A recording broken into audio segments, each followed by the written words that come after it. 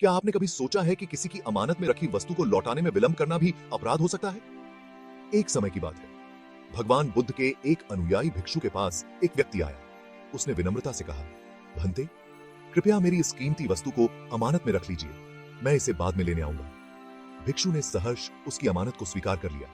कुछ समय बाद वह व्यक्ति अपनी वस्तु लेने आया और बोला, भंते, कृपया मुझे मेरी वस्तु लौटा दीजिए। लेकिन भिक्षु ने उत्तर दिया, मैं इसे नहीं दूंगा।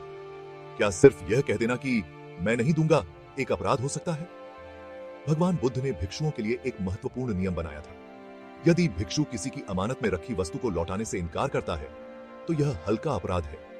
यदि भिक्षु के इस व्यवहार से मालिक के मन में संदेह उत्पन्न होता है तो यह गंभीर अपराध है।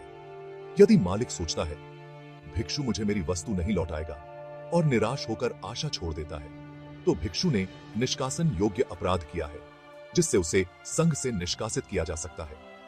यदि भिक्षु धर्म का दुरुपयोग करके मालिक को वस्तु से वंचित करता है तो यह भी निष्कासन योग्य अपराध किया है। यदि भिक्षु धर्म का पालन करते हुए भी इस मामले में पराजित होता है तो यह गंभीर अपराध है। भगवान बुद्ध ने यह नियम क्यों बनाया था? भगवान बुद्ध ने यह नियम इसलिए बनाया ताकि भिक्षु सदैव ईमानदारी और सत्यनिष्ठा का पालन करें। जब लोग अपनी वस्तुएं भिक्षुओं के पास अमानत में रखते थे तो यह आवश्यक था कि भिक्षु उनकी वस्तुओं की सही देखभाल करें और समय पर लौटाएं। इससे समाज में भिक्षुओं के प्रति विश्वास बना रहता था और धर्म की प्रतिष्ठा बनी रहती थी। भिक्षुओं को अमानत की वस्तुओं को सुरक्षित रखना चाहिए। मालिक के अनुरोध पर बिना विलंब के वस्तु लौटानी चाहिए। ऐसा व्यवहार नहीं करना चाहिए जिससे मालिक के मन में संदेह उत्पन्न हो। धर्म का दुरुपयोग करके किसी को वंचित नहीं करना चाहिए।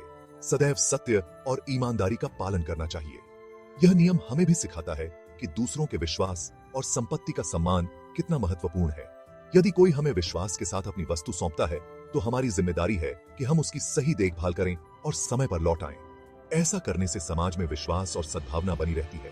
भगवान बुद्ध का यह निर्देश न केवल भिक्षुओं के लिए बल्कि हम सभी के लिए प्रासंगिक है। सत्यनिष्ठा, ईमानदारी और जिम्मेदारी ऐसे गुण हैं जो हमारे व्यक्तिगत और सामाजिक जीवन को समृद्ध बनाते हैं। आइए हम इस मूल्यवान सीख को अपने जीवन में अपनाएं और एक बेहतर समाज का निर्माण करें जहां विश्वास और सम्मान की नींव पर संबंध स्थापित हों। भगवान बुद्ध द्वारा भिक्षुओं के लिए बनाए गए इस नियम से आपको क्या सीखने को मिला? अपनी राय कमेंट में जरूर बताएं और अगर आपके मन में कोई और सवाल है तो कमेंट में पूछें। वीडियो पसंद आया हो तो मेरी प्रेरणा का माध्यम बनने के लिए इसे लाइक, शेयर और सब्सक्राइब करना न भूलें।